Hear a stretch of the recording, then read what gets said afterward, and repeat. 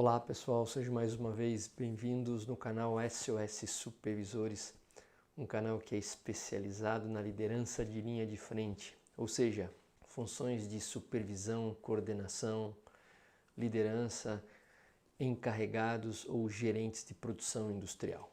Aqui nós abordamos semanalmente problemas vividos no chão de fábrica e as possíveis soluções que você pode adotar para que você tenha um dia a dia mais tranquilo, sem muito ruído, sem muito nervosismo.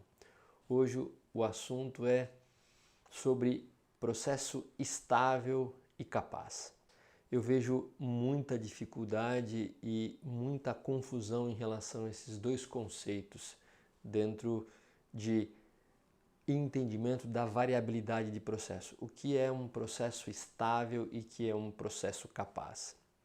Em função disso, eu resolvi fazer um vídeo específico para falar um pouco sobre este conceito e vou abordar da forma mais conceitual e prática possível para que a gente não entre muito em técnica que pode confundir um pouco as pessoas, ok? Então eu convido para você ficar do início até o final para que você possa entender realmente todos esses conceitos. Pessoal, inicialmente eu gostaria de colocar um assunto interessante que Deming aborda principalmente no livro dele Saia da Crise.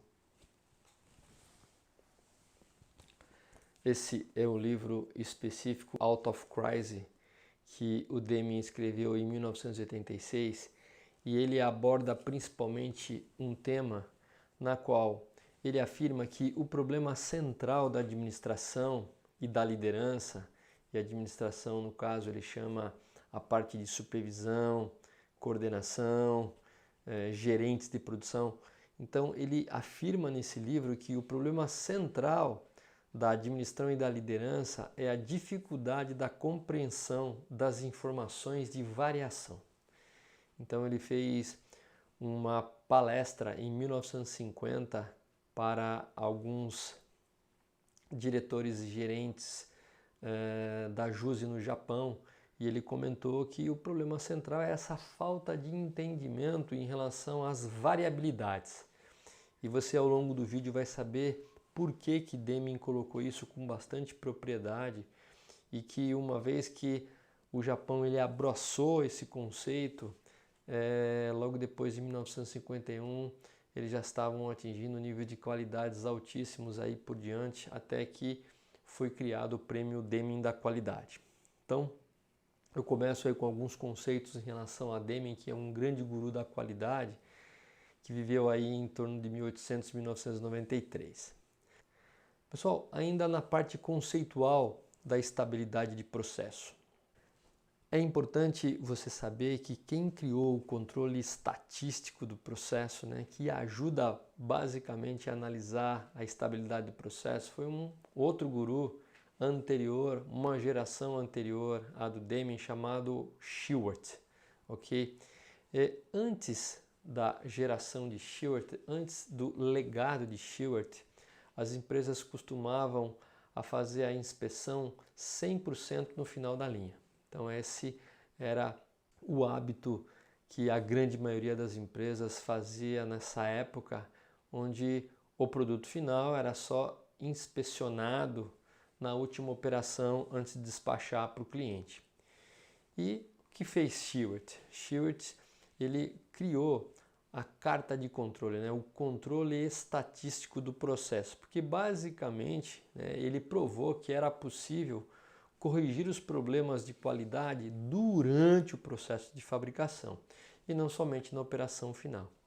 Então está aí o grande legado de Shewhart por volta aí dos anos aí 1950, também 1960, tanto é que Deming, logo depois que foi para o Japão, depois da Segunda Guerra Mundial, na década de 50, começou basicamente a implementar toda essa parte conceitual que Shewhart tinha criado. Então, resumindo, antes de Shewhart, controle 100% na última operação, após o processo de fabricação, e com Shewhart, com a descoberta do controle estatístico de processo desenvolvido por ele, foi possível provar e ele tem um tema específico que ele prova isso para a direção da empresa onde ele trabalhava, que era possível, entendendo o processo de variabilidade durante a fabricação, corrigir os defeitos durante o processo e nem depois, o que economizou e fez uma grande diferença na produtividade das empresas naquela época.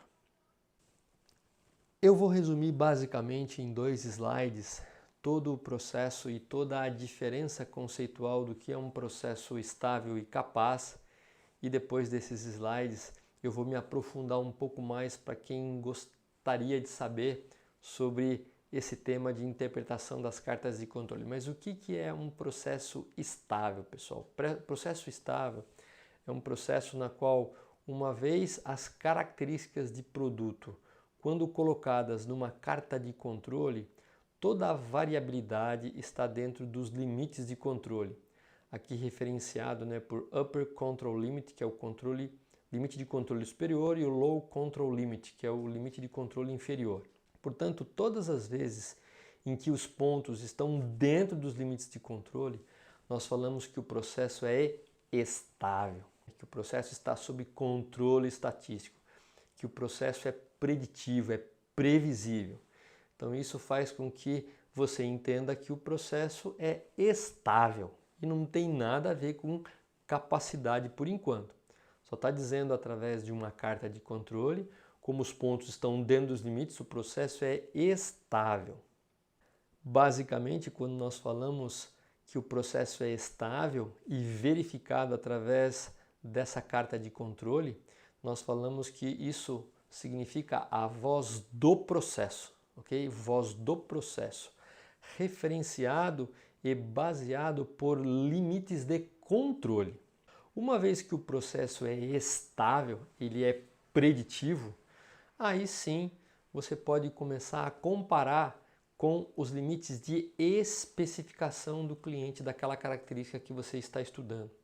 Então, a partir do momento que você tem estabilidade e conhecendo os limites inferior de especificação e o limite superior de especificação em relação a algum tipo de característica de produto, você pode então fazer o casamento, fazer a conjugação da voz do processo com a voz do cliente, onde você consegue verificar o que está dentro do especificado do cliente e o que está fora do especificado do cliente.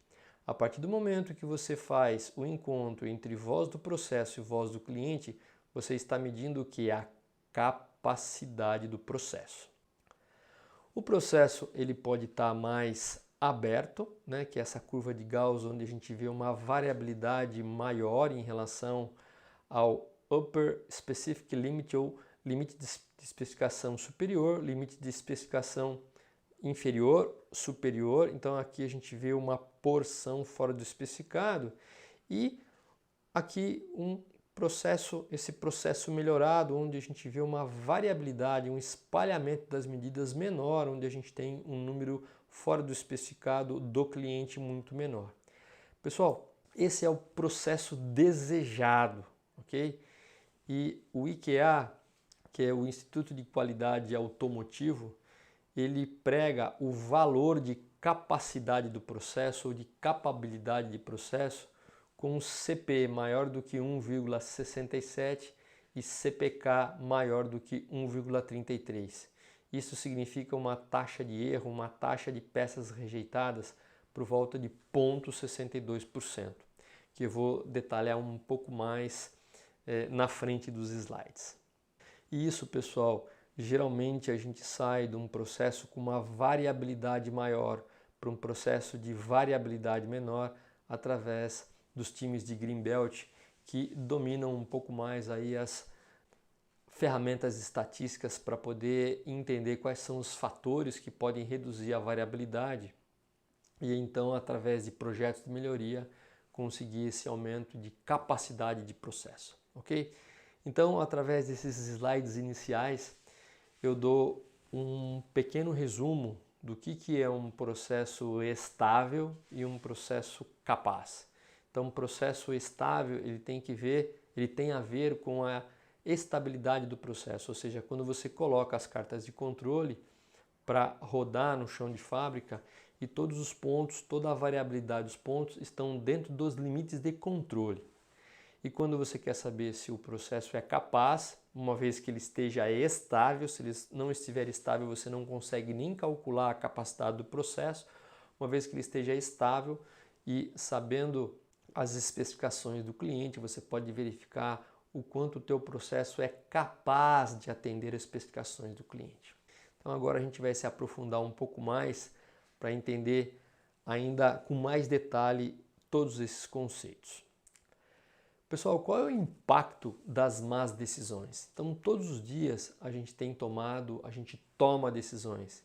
E aquela decisão correta e boa é a decisão baseada em dados. Mas o que acontece muitas vezes quando a gente toma decisões erradas?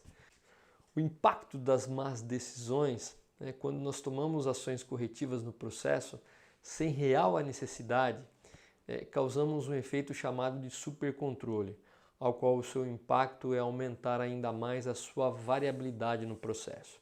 Então, pessoal, todos os dias a gente está tomando decisões e quando a gente toma uma ação corretiva no processo, sem ser necessário, e nós vamos ver em detalhes daqui a pouquinho, ao invés de a gente colocar o processo sob controle, nós acabamos causando mais variabilidade. Então, esse é um conceito de supercontrole que nós vamos deixar claro daqui a pouquinho para vocês. Eu coloquei agora uma situação ilustrativa onde a todo momento a gente encontra isso na fábrica, né? E eu vou ilustrar um fato lúdico para que vocês possam entender realmente o poder de tomar uma decisão certa ou errada.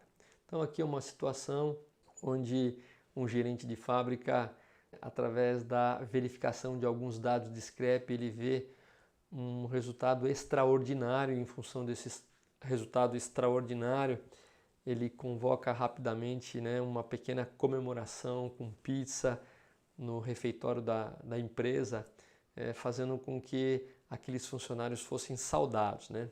Quem que não quer realmente ser reconhecido quando atinge um resultado tão bom de scrap? Mas será que é isso? Será que esse resultado ele é estável ao longo do tempo para que ele possa realmente ter a certeza que a melhoria foi efetiva e comemorar? Vamos dar uma olhada na situação, pessoal. Então aqui em abril de 2018, o nível de scrap atingiu, depois de 4 meses, o menor valor. Foi na hora que, em um momento em que o gerente, o gestor da área, resolveu realmente fazer um reconhecimento para a equipe. Então, pizza para todo mundo, comemorando os dados do 4º mês do ano de 2018. Acontece o seguinte, pessoal, 4 meses depois, basicamente em julho de 2018, o scrap começou a subir por 3 meses consecutivos, né? Então até tem uma menção do gerente, né? Se a premiação não fosse comida, ele gostaria realmente de ter o prêmio de volta, né? Então realmente ficou desapontado com tudo aquilo que aconteceu depois de 3 meses de ter batido e comemorado o recorde. O que acontece muitas vezes, né? Toda a parte de gestão, quando acontece coisas desse tipo, faz a reunião com o pessoal querendo mais atenção, querendo que as pessoas fiquem mais atentas em relação ao dia a dia e o controle. E a decisão muitas vezes é o seguinte, né? Vamos pegar mais pesado aí com o pessoal da produção, vamos ficar realmente no pé do pessoal para que o pessoal realmente fique mais atento, né?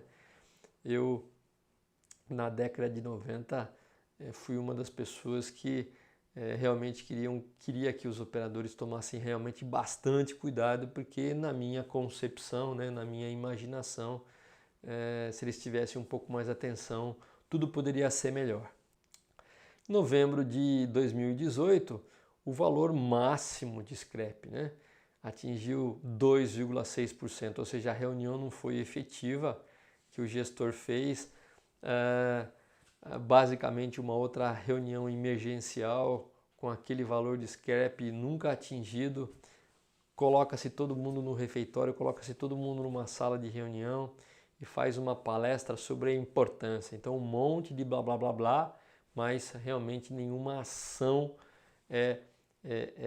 tomada, né? Simplesmente uma palestra falando da importância do scrap, de se tomar algumas ações.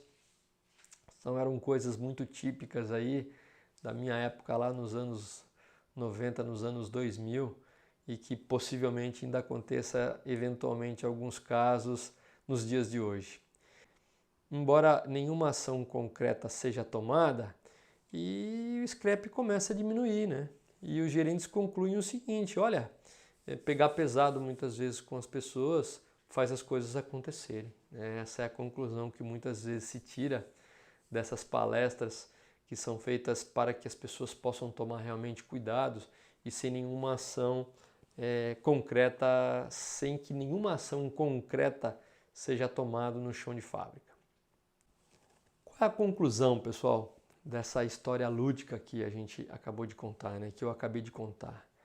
A conclusão não é a mais correta, né, porque as verificações que a direção e a supervisão, nesse caso, tomou foi olhar pontualmente algumas situações extremas que ocorreram e que muitas vezes não é a maneira correta de analisar. Então, nesse vídeo de hoje, a gente vai explicar a diferença de uma tomada de ação em função do conhecimento da variabilidade do processo. Então, isso que a gente acabou de ver está cheio em todo lugar, pessoal, pelo desconhecimento das condições de variabilidade em função das condições, né, de falta de conhecimento das variabilidades de processo.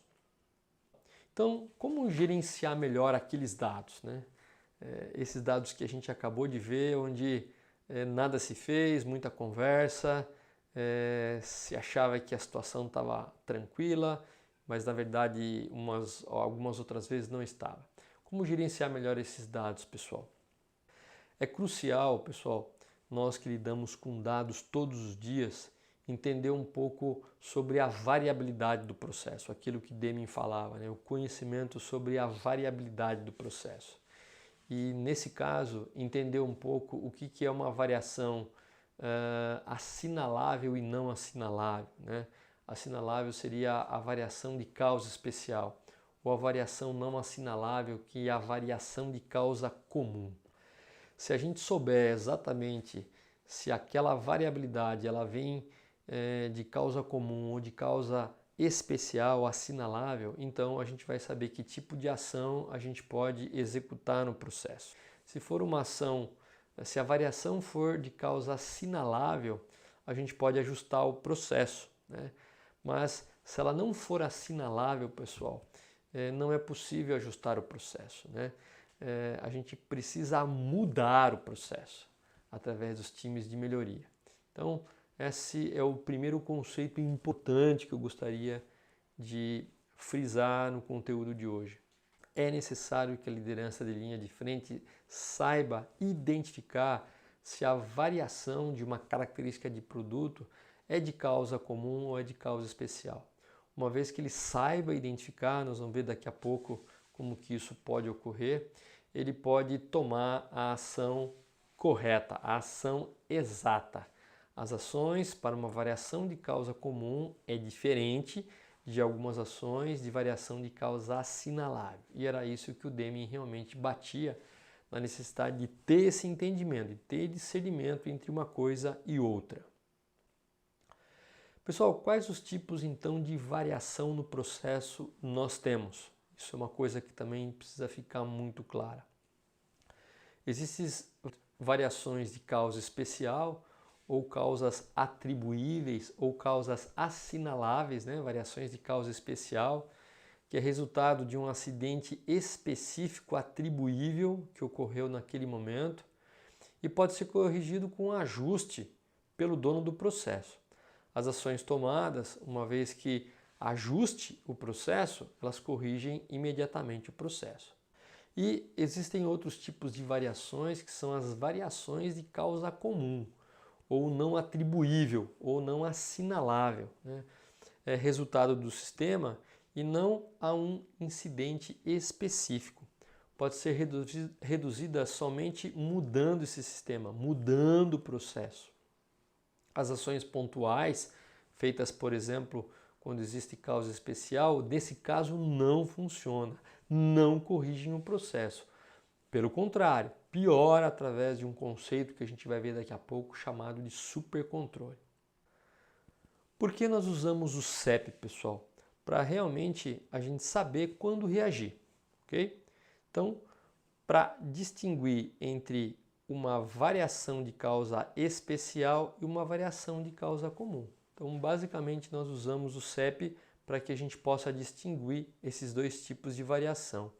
Por quê, pessoal? Porque um erro é tratar tudo como excepcional e aí eu reajo a tudo, aumentando ainda mais a variabilidade do processo, ou um outro erro é tratar tudo como uma rotina e não reagir quando realmente eu preciso reagir. Então, esse é o motivo na qual nós utilizamos o CEP. 4 motivos para usar o CEP, pessoal, mais especificamente. Evitar a reação exagerada à variação aleatória. Então, quando eu tenho uma variação de causa comum aleatória, eu não preciso reagir a ela. Então, quando eu sei que é uma variação de causa comum, eu evito uma reação exagerada. Identificar fontes de variação e agir para eliminá-las é um outro motivo. O terceiro, determinar se um requisito do cliente tem variação estável e previsível. Isso é um dos motivos fundamentais para usar o CEP. E uma vez que seja estável e previsível aquela característica, o comportamento dela, tendo somente variação de causa comum, eu posso então determinar o desempenho dos requisitos do cliente por estudos de capacidade. Ou seja, uma vez que o processo é estável, aí sim eu posso calcular o CP, o CPK, o PP e o PPK, que são dados estatísticos, geralmente quando a gente faz aí para tentar medir a performance do processo. Então esses são os 4 motivos para que a gente possa utilizar o CEP. Onde usar o CEP, pessoal? Nós devemos nos perguntar o seguinte: quais requisitos que são importantes para o cliente? Aqueles, muitas vezes, nós identificamos pelo próprio desenho que é uma característica especial, é uma característica crítica. Geralmente ele sinaliza, então esse tipo de característica você deve realmente aplicar o controle estatístico do processo. Não é para verificar, não é para implementar o CEP em qualquer tipo de característica. São algumas características especiais definidas pelo cliente. Também nós usamos o CEP onde a gente pode medir aquelas características dimensionalmente, onde a gente pode controlar para que realmente nós possamos ter todo o proveito da utilização da ferramenta de controle estatístico de processo. Quando usar o CEP, pessoal? Quando nós temos tipos de dados que podem ser plotados, né? A gente já acabou de falar, quando eles são medidos através dos instrumentos de medição, através dos requisitos do cliente, dados contínuos, mensuráveis, e principalmente na carta X/R, né, que é a carta de média e amplitude, quando os dados eles são coletados em subgrupos, geralmente subgrupos de 5 peças, dados coletados sobre as mesmas condições, então esse é o segundo formato de dados, e os subgrupos eles devem ser coletados em ordem cronológica, a cada meia hora, a cada 1 hora, ou seja, em tempos definido, você pode coletar esses subgrupos para poder plotar na sua carta de controle. Pessoal, existem uma série de tipos de controle estatístico de processo, uma série de cartas para valores individuais, para carta de média e amplitude, média e desvio padrão, para dados discretos. A mais utilizada, pessoal, é a carta de controle X/R, onde nós temos a verificação das médias dos subgrupos e das amplitudes dos subgrupos. Então, basicamente, é a carta mais utilizada. Eu coloquei aqui as demais para que você tenha uma ideia de quais são as cartas de controle que são utilizadas no dia a dia. Aqui é um exemplo de média e amplitude de uma carta de controle. Então, essa primeira carta aqui, que é o X-barra, né, que é a média. Então aqui eu tenho a primeira linha de média das médias, então aqui é a média do primeiro subgrupo, média do segundo subgrupo, média do terceiro subgrupo. Aqui embaixo é o gráfico das amplitudes, amplitude do primeiro subgrupo, amplitude do segundo subgrupo, amplitude do terceiro subgrupo.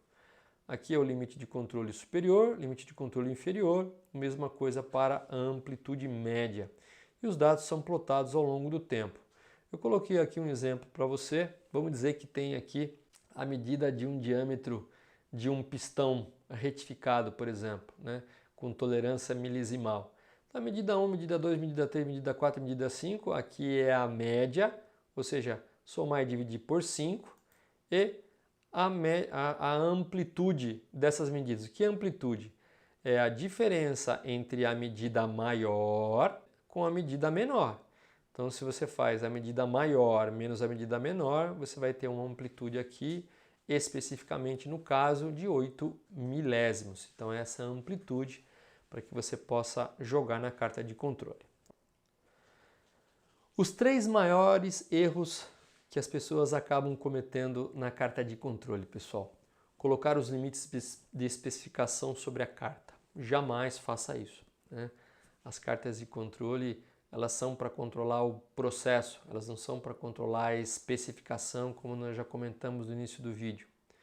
Segundo, é tratar os limites de controle com limites de especificação. Quando a gente faz isso, o CEP torna-se uma ferramenta de inspeção e não uma carta de controle. E outra, os limites de controle eles não estão diretamente ligados a defeitos no cliente. E o terceiro erro do CEP é falhar no plano de amostragem, no tamanho do subgrupo ou na ordem cronológica, não ter uma cadência de tempo em tempo coletando aqueles dados, né? Então o plano de amostragem, as condições para que você possa coletar os dados, ela tem que ser muito similar ao longo do estudo para que essas condições, uma vez que sejam diferentes, não interfiram no resultado. Então esses são os 3 maiores erros do CEP. Pessoal, aí agora eu faço uma pergunta. Esse é uma carta de controle na qual ela tem uma questão. Aqui estão o limite de controle superior, o Upper Control Limit e o Low Control Limit, o limite de controle inferior. Se um ponto, a questão é o seguinte, né? Se um ponto, aqui o processo está sob controle estatístico, né? Está estável, ou seja, todos os pontos estão entre os limites de controle. E a pergunta que eu faço para você é o seguinte: se um ponto cai dentro dos limites de controle, significa que estamos produzindo boas peças para o cliente? Então para um pouquinho e pensa, né? Você está plotando aí os teus dados, as tuas características dimensionais de um produto e fez o CEP e todos os dados estão dentro dos limites de controle, ou seja, o processo está estável, está sob controle estatístico. Isso significa que estamos produzindo peças boas para o cliente? Não necessariamente, pessoal. A carta de controle, ela só diz se o processo ele é estável. Ele não trabalha com limites de especificação. É a voz do processo, ela trabalha com limites de controle. Então eu não consigo afirmar que nessas condições, somente observando esses dados, eu estou fazendo peça boa para o cliente. Só significa que ele está estável e eu posso calcular a capacidade do processo através das estatísticas de CP, CPK, PP e PPK. Então, essa é a resposta em relação a esta pergunta. Então, agora temos uma outra pergunta. Esses dados, por exemplo, né, o processo está fora de controle, né, ele não está estável, tem um ponto aqui acima do Upper Control Limit, acima do limite superior de controle. A pergunta: se o ponto cai fora dos limites de controle, significa que estamos produzindo peças ruins para o cliente? Essa é uma pergunta, pessoal. Nesse caso, você acha que nós estamos produzindo uma peça ruim para o cliente? Não necessariamente também, pessoal. Aqui só indica que um ponto fora significa que o processo ele está instável, né? Existe uma causa assinalável, uma causa atribuível, uma causa especial. Nesse momento aconteceu alguma coisa, ou em relação ao operador, ou em relação à máquina, ou a um lote de matéria-prima, alguma coisa específica aconteceu, né, que seria interessante investigar. Mas saber se aquela peça está boa ou não, a carta de controle ela não tem condições de verificar sobre isso. E uma vez que o processo esteja instável, nós não podemos calcular as estatísticas de capacidade. Se o processo não é estável, ele não é previsível, ele não é preditível. Então a gente não pode calcular as estatísticas de capacidade. Nós temos que garantir a estabilidade e aí sim conseguir calcular as estatísticas para verificar a capacidade de processo. Aqui, pessoal, eu coloco algumas regrinhas na qual, quando nós fazemos a carta de controle, o controle estatístico de processo, existem basicamente algumas situações, né? 1, 2, 3, 4, 5, 6, 7, 8 situações que você pode calibrar o seu software para que ele possa detectar causas especiais ou causas assinaláveis. A mais utilizada, pessoal, é essa número 1, onde eu tenho um ou mais pontos acima do limite superior de controle, ou seja, acima ou abaixo de 3 desvios padrões. Então aqui está o limite superior de controle, limite inferior de controle. Então, quando eu tenho pontos acima ou abaixo de 3 desvios padrões da média, eu tenho uma causa especial. Eu assinalei mais 3 maneiras de se detectar causa especial mais utilizadas, mas basicamente o que a gente mais usa é esse item número A, tá? São as mais usadas. Nesse segundo slide eu mostro exatamente cada uma das situações que a gente viu no slide anterior, condição A, condição B, condição C, para que você possa interpretar claramente as regrinhas anteriores, mas volto a falar, o que mais a gente verifica e trabalha é um ou mais pontos acima ou abaixo dos limites de controle, que significam pontos acima ou abaixo de 3 desvios padrões da média. Então depois você pode dar uma olhada com mais calma. Como interpretar uma carta de controle, pessoal? Isso realmente é muito importante, então. Primeiro, começar a verificar o gráfico de amplitude, aquele gráfico abaixo do gráfico das médias. Então é o primeiro item para se verificar. Verificar o gráfico de amplitude e perguntar se a variação entre as medidas dentro de um subgrupo é consistente. Se o gráfico de amplitude estiver sob controle, ou seja, se todos os pontos estiverem dentro dos limites de controle do gráfico de amplitude, a variação das medições nos subgrupos ele é consistente, ok? Então, você pode checar aqui, ó, você vai ver essa parte de baixo, que é a parte da amplitude.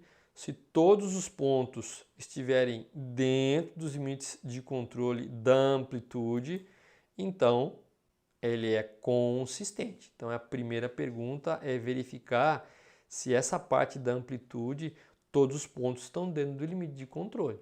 Okay? Então esse é o primeiro ponto. Se o gráfico de amplitude estiver fora de controle, pessoal, você nem precisa olhar o gráfico de médias. Né? Por quê? Porque as suas medidas dentro do subgrupo do gráfico de amplitude estão fora de controle, ou seja, estão inconsistentes. E você precisa corrigir rapidamente os problemas dentro do subgrupo. Uma dica bônus para você, pessoal. Normalmente, os problemas dentro do subgrupo, né, quando existe uma inconsistência, são devidos a falha, a erros no sistema de medição. Então as pessoas não estão conseguindo repetir a medida. Existe um problema de repetibilidade. Então geralmente quando o gráfico de amplitude sai fora, o sistema de medição está com algum problema e você precisa checar isso daí. Então volto a falar, aqui é uma condição onde a gente consegue verificar pontos fora dos limites de controle no gráfico de amplitude, mostrando então que o processo está inconsistente, geralmente problemas no sistema de medição. Se tiver problemas desse tipo, nem vamos utilizar. Por quê? Porque a amplitude média é uma estatística utilizada para calcular os limites de controle do gráfico de médias. Então a gente nem vai parar para usar a verificação do gráfico de cima de média. Nós precisamos consertar e ter consistência no gráfico de amplitudes.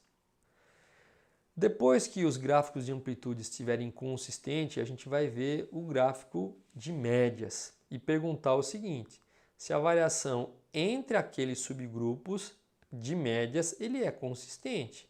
Se estiver sob controle, ou seja, se todos aqueles pontos de média estiverem dentro dos limites, a gente vai falar que é consistente, que a variação entre as médias dos subgrupos é consistente. Então nós vamos agora olhar o gráfico x/r, né? Ou seja, o gráfico de média aqui em cima, o gráfico de média, R nós já verificamos aqui embaixo.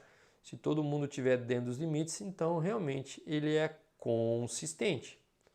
Então esse é um dado importante. Primeiro eu verifico a amplitude, depois eu verifico a média. Agora eu queria falar um pouquinho para vocês sobre o conceito de supercontrole, pessoal. Isso é muito importante nós sabermos, ok? Então aqui é uma ilustração de uma carta de controle, onde nós temos aqui o limite de controle superior, a linha de média e o limite de controle inferior. Todas as vezes em que eu tenho pontos nessa zona de supercontrole, né, em cima e embaixo, ou seja, pontos variando entre os limites e tomo uma ação, isso é chamado de supercontrole, ok? Então, quando eu tomo uma ação, mesmo com um dos pontos, uma ação de correção, mesmo que os pontos estejam dentro dos limites de controle, o que eu estou fazendo? Eu estou supercontrolando o processo e causando ainda mais variação do que simplesmente deixar o processo fluir naturalmente. Então, pessoal, um ponto importante é quando tenho variação de causa comum, eu não faço correção no processo. Eu simplesmente deixo o processo fluir. Porque se eu faço uma correção, eu vou aumentar a variabilidade ao invés de diminuir. Então, isso é o conceito de supercontrole extremamente importante para a liderança de linha de frente. A falta de reação já é diferente. Aqui eu tenho a minha carta de controle, a linha de média central, os limites de controle superior e inferior, e eu tenho pontos fora dos limites, ou seja, eu tenho causas especiais. E aí eu não reajo. Então, muitas vezes, quando a gente tem uma zona de inatividade, eu tenho pontos nessa região e não tomo ação, o que acontece é que eu adio essa ação até que seja tarde demais, né? Então o pânico se instala. Então todas as vezes em que eu tiver pontos nessa zona, ou seja, pontos fora dos limites de controle que denotem uma causa assinalável, uma causa especial, eu preciso tomar ação para tentar identificar o que especificamente está acontecendo nesse momento. Tá? É importantíssimo a gente entender e agir no processo para fazer a correção. É diferente do plano de controle, onde todos os pontos estão dentro dos limites e eu não preciso tomar nenhuma ação, porque se eu tomar uma ação naquele caso, eu aumento a variabilidade em vez de manter o processo sozinho, variando naturalmente. Limite de controle, então, pessoal, é igual ao teu limite de ação. Quando eu tenho variação de causa comum, ou seja, pontos variando dentro do limite, eu não tomo uma ação. Agora, quando o meu limite de controle, algum ponto supera esse limite, né, eu tenho então que tomar algumas ações. Portanto, o limite de controle superior e inferior, ele é sempre igual ao limite de ação. A partir desse limite, eu tomo uma ação ou não tomo em função da explicação dada nos slides anteriores, ok? Causa especial é igual a problemas. Se eu tenho variação de causa comum, o tipo de variação é a que queremos, né, em nosso processo. ter variação de causa comum para que eu tenha processo estável e possa então calcular a minha capacidade, possivelmente fazer melhoria. Os limites de controle prediz a variabilidade futura. O processo está sob controle estatístico e ele é estável. Já a variação de causa especial é o tipo de variação que a gente não quer ter no processo, né? A gente não quer ter um processo nervoso e cheio de causa especial. Por quê? Porque ele não é preditivo. Os limites de controle não podem predizer a variabilidade futura. Processo fora de controle e instável. Então, uma vez que ele esteja instável, eu não consigo calcular a capacidade de processo. Por quê? Porque o processo não é preditivo, ele não é previsível ao longo do tempo. Então, existem essas duas diferenças em relação à variação de causa comum e variação de causa especial. Qual a estratégia, pessoal, de melhoria, então? Primeiro, identificar e eliminar as causas de variação de causa especial. Então, quais são as causas que estão causando aquela causa especial no processo? Eu preciso identificar para fazer com que todos os pontos caiam dentro desse limite. Então, o primeiro ponto é identificar e eliminar essas causas. O segundo é centralização do processo no valor nominal. Uma vez que todo o processo esteja estável, eu preciso centralizar o processo no valor nominal daquela característica que eu estou estudando. Terceiro é trabalhar para reduzir a variabilidade de causa comum, ou seja, eu preciso aí utilizar então os green belts que podem me ajudar, né? São formados para reduzir variabilidade, então reduzir a dispersão do processo. Então são três estratégias de melhoria. Primeiro, eliminar a causa especial, deixar todo mundo com variação de causa comum. Segundo, centralizar o processo no valor nominal da característica. Terceiro, reduzir variabilidade através dos projetos de melhoria, geralmente feito pelos Yellows ou pelos Green Belts. Quem é o dono, então, da variação, pessoal? Variação de causa especial, o responsável por corrigir e identificar aquela causa especial é o dono do processo, é o operador que aquela carta de controle está sendo feita e os supervisores, a liderança de linha de frente, o coordenador, o líder. Então, ele é o responsável pela variação de causa especial. E quem é o responsável pela variação de causa comum? Os gestores, pessoal. Os gestores, geralmente de processo e de qualidade, são os melhoria contínua, são os responsáveis por reduzir a variabilidade de causa comum, né? Reduzindo a dispersão e melhorando a capacidade dos processos de forma contínua.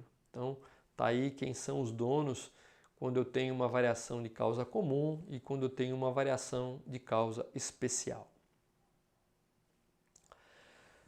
Uma vez que eu tenha somente variabilidade de causa comum, pessoal, processo estável, então agora eu posso calcular a capacidade de processo. Então é aquilo que a gente já comentou. Eu tenho todos os pontos navegando aqui dentro dos limites de controle, superior e inferior, ou seja, indicando que o processo é estável, né? Ele é preditivo, só está atuando causas comuns, né? Causas naturais. E aí eu tenho então o que? Processo estável. Isso significa a voz do processo. Uma vez que o processo seja estável, eu posso comparar com a voz do cliente, ou seja, eu posso comparar com as especificações inferior e superior daquele produto que eu estou estudando para analisar o que? A minha capacidade, né? Eu posso verificar quem está caindo dentro, qual é a quantidade de produtos acima do limite de especificação superior ou, assim, ou abaixo do limite inferior de especificação, para que então eu possa fazer a melhoria da variabilidade, ou seja, reduzir a variabilidade de um estado 1 para um estado 2, que é o nosso processo desejável, né? Nós já comentamos no início do vídeo que geralmente essa melhoria é feita pelos Green Belts, que são as pessoas treinadas em ferramentas estatísticas para que possa fazer essa redução de variabilidade ao longo do tempo. Uma curiosidade, pessoal, qual é o valor de referência relativo à capacidade de processo, que a gente chama aí de CP, CPK, tem a parte de PP, PPK, nós vamos entrar nesse detalhe hoje, mas geralmente quando a gente tem um estudo aí de uma amostra, de um tempo específico, de algumas horas no processo, a gente calcula a capacidade. Então, geralmente, para o mercado automotivo, eu sei que muita gente que está me assistindo é da área mais industrial, mas para que apenas vocês tenham uma ideia, para o mercado automotivo, quando a gente trabalha para concluir aí a documentação de PPAP, que é o processo de aprovação de peça de produção, o manual do IQA, né, que é o Instituto de Qualidade Automotiva, ele dá um valor de referência como critério de aceitação CP maior do que 1,67 e CPK maior do que 1,33.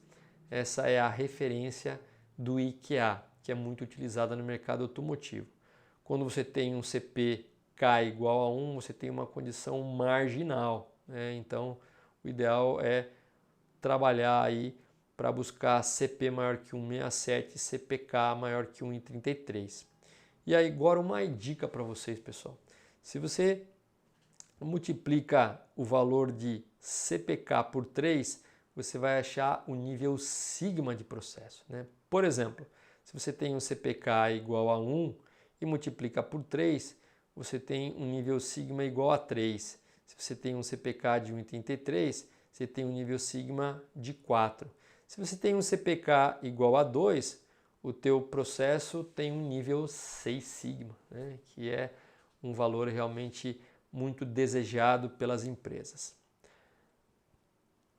Eu tenho aqui um resuminho do nível sigma, dos defeitos e do custo da não qualidade. Então aqui você pode ver o nível sigma que a gente acabou de mensurar, qual é o nível de qualidade, né, do cliente, qual é a taxa de erro, ou seja, qual é a rejeição, qual é a porcentagem de rejeição dos produtos, quando eu tenho aí o nível do meu processo em função aqui do nível sigma, a quantidade de defeitos por milhão de oportunidade, né, ou seja, nível de PPM, e o custo da não qualidade, baseada na porcentagem de faturamento. Então nós vamos dar um exemplo aqui, pessoal, de uma empresa que tem um faturamento de R$1 milhão.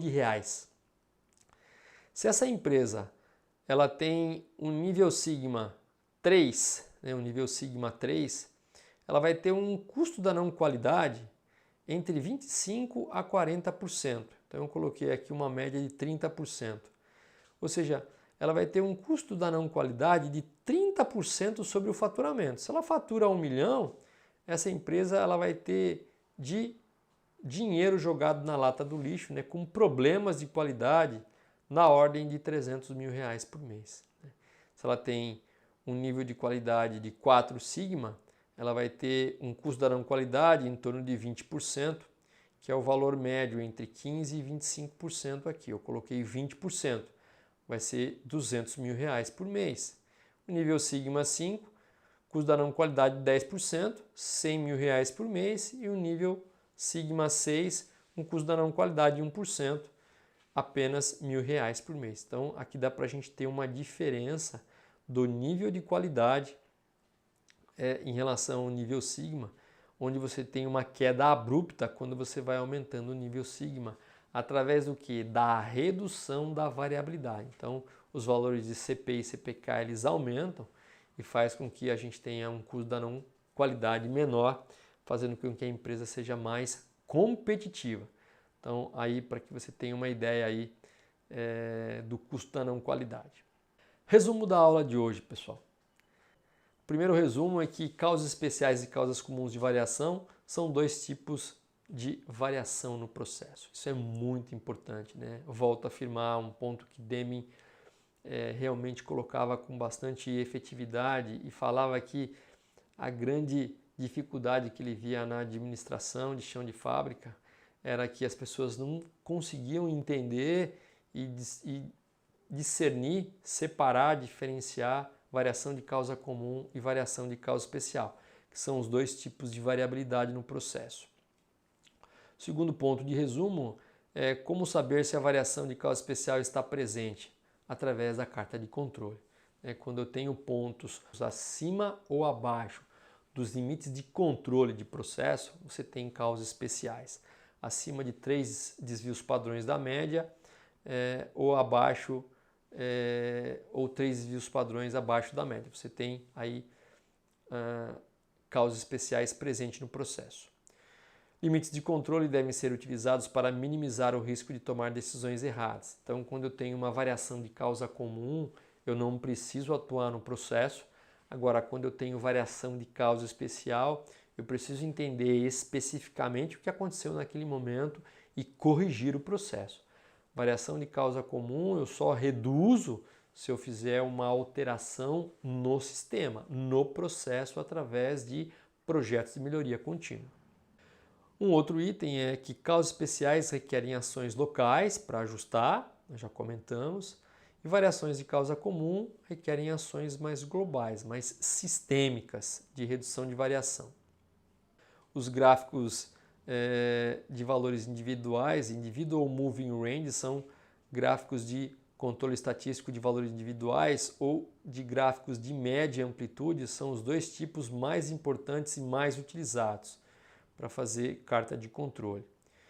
E a capacidade do processo, ela é calculada, ela é somente calculada se você tem apenas variação de causa comum, que mostra que o processo está sob controle estatístico e ele é estável. Então, é o resumo da aula de hoje, pessoal. A reflexão que a gente sempre deixa, o que vocês acharam da dica, se com essas informações é possível você entender agora o que é um processo estável e o que é um processo capaz. Quando você tem que atuar no processo e quando você não precisa atuar no processo. Esse era o objetivo da aula de hoje.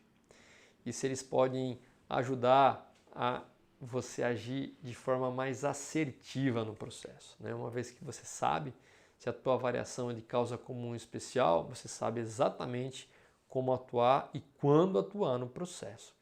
E se ela gera valor para você. Esse é o nosso grande objetivo aqui, tá gerando valor para o seu dia a dia, para que você seja mais produtivo, produza com mais qualidade, com mais produtividade. Pessoal, os agradecimentos que a gente sempre faz. Muito obrigado. Se realmente você achou que agregou valor, deixa o seu like. É muito importante para que a gente possa impulsionar esse vídeo para outras pessoas, Deixe seus comentários, deixe suas sugestões.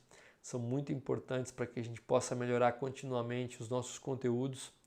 Compartilhe com os seus colegas na qual ainda não tem essas informações e que pode fazer diferença para a gestão dele no dia a dia da fábrica. E se você não se inscreveu ainda, se inscreva no canal, acione todos os sininhos para que você possa saber aí das últimas atualizações e não perder nenhum vídeo que pode ser um diferencial para você no teu dia a dia.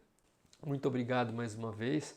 Meu nome é Ayrton Salvo Júnior, sou fundador do SOS Supervisores, o canal para quem quer ir mais longe. E se você gostou desse vídeo, pessoal, me mande aí uma solicitação através do sossupervisores@gmail.com, que eu tenho uma carta de controle X/R feita em Excel que eu mando para você que você possa aí fazer alguns testes se você ainda não tem, ok? Então, essa é a dica bônus aí para você. Se você precisar, me manda. Se você tiver interesse, eu tenho o maior prazer de mandar uma planilhinha Excel em que você pode praticar no teu dia a dia. Forte abraço e até o próximo vídeo. Fique com Deus.